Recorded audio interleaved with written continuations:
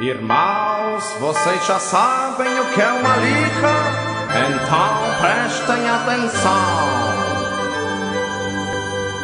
Eu já sei o que é uma liga, eu já sei o que é uma liga, eu já sei o que é uma liga, aprendi as ligações. O metal e o true metal formam uma liga metálica, o metal e o não metal formam a ligação iônica, não metal e hidrogênio, não metal, semimetal, daí a covalente.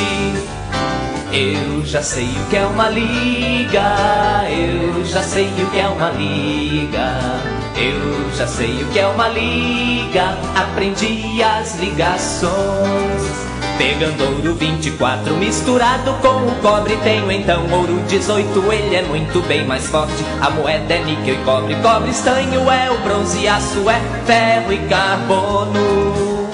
Eu já sei o que é uma liga, eu já sei o que é uma liga, eu já sei o que é uma liga, aprendi as ligações.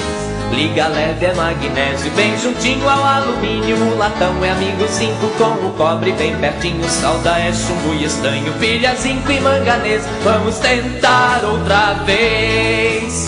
Eu já sei o que é uma liga, eu já sei o que é uma liga, eu já sei o que é uma liga, aprendi as ligações. Eu já sei o que é uma liga, eu já sei o que é uma liga, eu já sei o que é uma liga, aprendi as ligações.